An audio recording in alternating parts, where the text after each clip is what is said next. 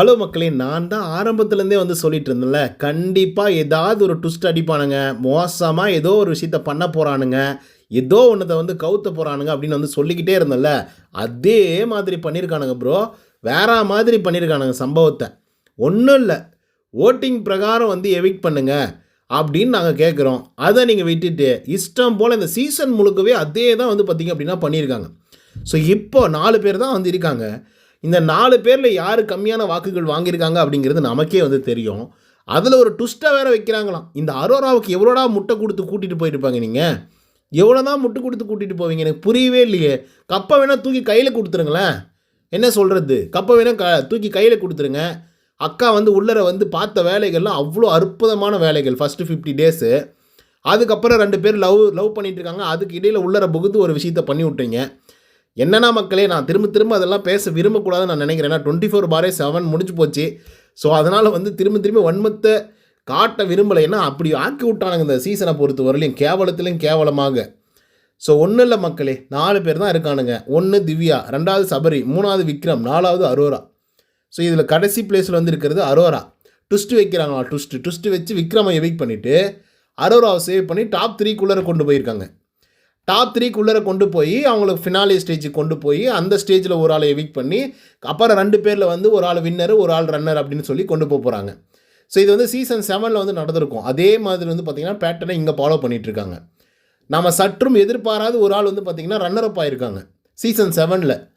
ஏன்னா runner up நீங்கள் யோசிச்சு பாருங்கள், சீசன் 7 வந்து அர்ச்சனா அவர்கள் வின்னரு, ரன்னராக மாயா அவர்கள் ஆகிறதுக்கான வாய்ப்புகள் இருக்குது. அப்படிங்கிற போது நோ மாயாவெல்லாம் ரன்னர் அப் கிடையாது, அவங்க வந்து செகண்ட் ரன்னர் அப் அப்படின்னு சொல்லி 3 பேரை ஃபினாலே ஸ்டேஜுக்கு அனுப்பிச்சு அதில் மாயாவை ஃபஸ்ட்டு எவிக் பண்ணிவிட்டு மணிச்சந்திராவை செகண்ட் பொசிஷன்லேயும் ஃபஸ்ட்டு பொசிஷனில் வந்து நம்மளுடைய அர்ச்சனா அவர்களையும் வின் பண்ண வச்சுருந்தாங்க. ஓகேவா மக்களே? அந்த மாதிரி இதுலேயும் ட்ரை பண்ண போகிறாங்க. எப்படி ட்ரை பண்ண போகிறாங்க? விக்ரமை எவிக் பண்ணியாச்சு. அடுத்ததாக எத்தனை பேர் இருக்காங்க? 3 பேர் இருக்காங்க. 3 பேரை ஃபினாலே ஸ்டேஜுக்கு கூப்பிட்டு போகிறாங்க. அந்த ஃபினாலே ஸ்டேஜுக்கு கூப்பிட்டு போயிட்டு கடைசியாக வந்து அரோரா அவர்களை செகண்ட் ரன்னரை பார்க்க வெட்டி விட வாய்ப்புகள் இருக்குது. அதை நம்ம பொறுத்துன்னு தான் பார்க்கணும். சொல்ல முடியாது மக்களே, என்ன வேணாலும் நடக்கலாம். ஏன்னா இங்கே இருக்கிற மக்கள் வந்து அரோராவுக்கெல்லாம் ஆதரவு எப்படி தான் தட்டுறானுங்கன்னு தெரியலப்பா. இவனுக்கு முட்டு கொடுத்து பேசுகிறதுக்கு ஒரு கும்பல் வந்து இருக்குது. ஆனால் மானங்கெட்டவங்களே, எப்பா நீங்கள் யாருக்கானா கப்பு கொடுத்துக்கோங்கடா.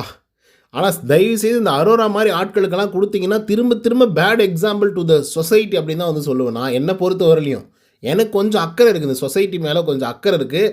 அதனால சொல்கிறேன், அவங்களே பேடாக இன்ஃப்ளூயன்ஸ் பண்ணி தான் இருக்காங்க மக்களை. ஸோ அந்த பேட் இன்ஃப்ளூயன்ஸ் மூலிமா இவங்க பெருசாகி பிரபலமாகி இப்போ பிக் பாஸ் வீட்டுக்குள்ளே வந்து அங்கேயும் டைட்டில் அடித்தாங்கன்னு வச்சுக்கோங்க. அப்பா ரொம்ப பிரமாதமாக வந்து இருக்கும், ரொம்ப பிரமாதமாக இருக்கும். லிட்ரலாக சொல்கிற மக்களே, நீங்கள் யோசிச்சு பண்ணி இதெல்லாம் பேட் எக்ஸாம்பிள் தாங்க. இதெல்லாம் மக்களுக்கு எப்படிங்க போய் சேரும்? மற்றவங்க ஏம்மா நீங்கள் யோசிச்சு பாருங்கள், இந்த இன்ஸ்டாகிராமில் இந்த டிக்டாக் இதிலெல்லாம் வந்து நல்லா வீடியோஸ் போடுவாங்க, நல்ல கண்டென்ட் பேசுவானுங்க. அவனுதெல்லாம் வியூஸே போகாது. கன்றாவி இந்த மாதிரி மூஞ்சிங்களுக்கு தான் வந்து பார்த்திங்க அப்படின்னா பயங்கரமாக வந்து வியூஸ் போகும். பயங்கரமாக வந்து பார்த்திங்கன்னா ஃபேன் பேஸ் கிரியேட் ஆகிடும், ஃபாலோவர்ஸ் அதிகமாகிடுவானுங்க. அதுக்கப்புறம் வந்து பார்த்திங்க அப்படின்னா உடனே பணத்து மேலே கொட்டுன்னு கொட்டிகிட்டே இருக்கும். ஸோ அதுக்கப்புறம் வந்து பார்த்திங்க அப்படின்னா அவங்கெல்லாம் வந்து பார்த்திங்கன்னா உயர்ந்த இடத்துக்கு போயிடுவாங்க, கார் வாங்கிறாங்க, வீடு கட்டுருவாங்க, எல்லாம் ஓகே. நீங்கள் முன்னேறுங்க, நான் இல்லைலாம் சொல்லலை. ஆனால் இது வந்து மற்றவங்களுக்கு என்ன தோணுன்னா, நம்மளும் அந்த மாதிரி பண்ணலாம். அப்போ இந்த மாதிரி பண்ணோம் அப்படின்னா நம்மளும் அதுக்கு அடுத்த கட்டத்துக்கு போயிடலாம். லைஃப் இருக்கிறதே ஒரு லைஃப் தானே, அதை நம்ம எப்படி வாழ்ந்தால் என்ன இருக்குது அப்படிங்கிறத ப்ரீச் பண்ணுறது. புரியுதுங்களா? ஸோ அது நான் என்ன சொல்கிறேன்னா, எனக்கு அது வந்து தப்பாக தெரியுது, உங்களுக்கு எப்படி தெரியுதுன்னு எனக்கு வந்து புரியவே இல்லை. யாருக்குன்னா டைட்டில் கொடுங்க. இந்த அரோரா க்ரோவுக்கு முட்டை கொடுத்து ஏதாவது ஒன்று இத்தனை வருஷம் நீங்கள் யோசிச்சு பாருங்கள். இதுக்கு முன்னாடி இருந்த சீசன்களை விட கேவலமான சீசன் இது. அரோராவுக்கு எவ்வளோங்க முட்டை கொடுத்து கூப்பிட்டு வருவீங்க நீங்கள்? திரும்ப கேட்க தோணுது எனக்கு. கடைசி வரைக்குமா விக்ரம் என்னங்க அரோராவை விட கேவலமாக பண்ணிட்டாப்புல. அந்த பிக் பாஸ்க்கு எவ்வளோ மரியாதை கொடுப்பாரு, எவ்வளோ டாஸ்க் வந்து எவ்வளோ விஷயங்கள் வந்து பண்ணியிருக்காப்புல, எவ்வளோ ஆர்டரிங்காக வந்து இருந்திருக்காப்புல, ஒரு மாதிரி மேனிப்புலேட்டிவாக ஒரு விஷயத்தை பண்ணி என்னென்னமோ பண்ணியிருக்காப்புல.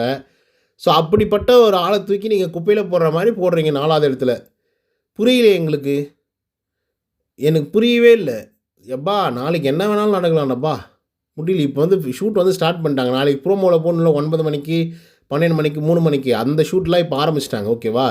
அந்த ப்ரோமோவில் போடுறதுக்கு அந்த இந்த இன்ட்ரொடக்ஷனு, டான்ஸ் ஆடுறது அதெல்லாமே வந்து பார்த்திங்கன்னா ஸ்டார்ட் பண்ணிட்டாங்க. ஓகேவா? ஆனால் ஓட்டிங் லிஸ்டிங்கின் பிரகாரம் திவ்யா தான் நம்பர் 1ல இருக்காங்க. டைட்டில் வந்து அவங்க தான் அடிப்பாங்க அப்படின்னு சொல்லி எதிர்பார்க்கப்படுகிறது.